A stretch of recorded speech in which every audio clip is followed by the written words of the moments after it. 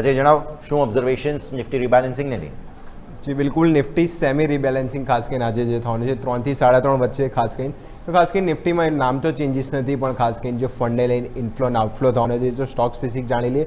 તો પહેલાં આપણે ઇમેજ જ જોઈ લો નિફ્ટી રિબેલેન્સિંગ. જો ઇન્ફ્લો આપણે ખાસ કરીને જો નજર કરીએ તો ત્યાં સૌથી વધારે જો તો કોલ ઇન્ડિયા આપણને સૌથી વધારે તે ઇન્ફ્લો ખાસ કરીને જોવા મળે છે $26 મિલિયન આજુબાજુ. પછી ICICI bank, eternal, HDFC bank એટલે બે દિગ્ગજ.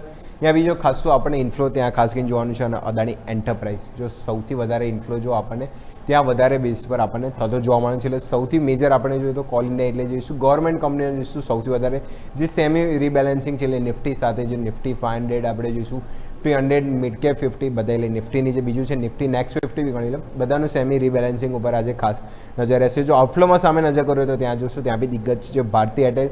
ત્યાં જોઈએ તો સેમ અમાઉન્ટમાં આપણે જોઈશું આઉટફ્લો ત્યાં ખાસ કરીને જોવા મળે છે. પછી જો સામે બીજા આપણે નજર કરીએ તો state bank of India, Larsen and Toubro, Grasim અને ખાસ કરીને મારુતિ. એક વખત આપણે આઉટફ્લો બી આપી દો.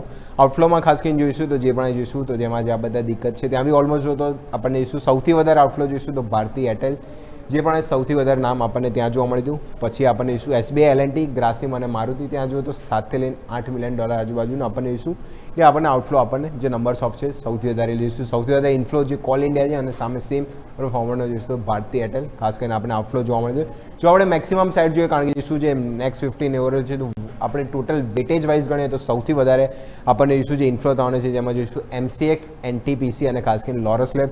ત્યાં સૌથી વધારે આપણને જોઈશું ઇન્ફ્લો અમાઉન્ટ ત્યાં આપણને જોવા મળે છે. એટલે સૌથી વધારે અમાઉન્ટ વાઇઝ હોય તો ઇન્ફ્લો આપણને જોઈશું જે ઓવરઓલ જે વેટેજ વાઇઝ આપણને સૌથી વધારે વોલ્યુમ આપણને એડિશન એટલે ઇન્ફ્લો આ 3 સ્ટોકનું છે ત્યાં થવાનું છે. અને સર સામે આઉટફ્લોમાં જોઈએ તો ત્યાં ભારતી એરટેલ જે નિફ્ટી 50માં બી જોયું હતું અને ઓવરઓલ આપણે જોઈએ વેટેજ વાઇઝ તો સૌથી વધારે આઉટફ્લો આપણને જો ભારતી એરટેલ, પછી આઈસર મોટર અને લાસ્ટ જોઈએ તો એશિયન પેન્ટ ખાસ કરીને જોઈશું તો આ રિબેલેન્સિંગ સેમી રિબેલેન્સિંગ છે જે 3 થી 3.5 પર એની બી ઇમ્પેક્ટ ખાસ કરીને માર્કેટમાં આજે દબાણ શક્ય હતું. પણ મેક્સિમમ સાઇડ જો તો દિગ્ગજ કંપનીઓ છે નામ નો ડાઉટ હેરાફેરી નથી થવાનું, પણ જે અમાઉન્ટ છે એનો ઇન્ફ્લો અને આઉટફ્લોની ખાસ ઇમ્પેક્ટ માર્કેટ પર જોવા મળી શકે છે. Yes, clear.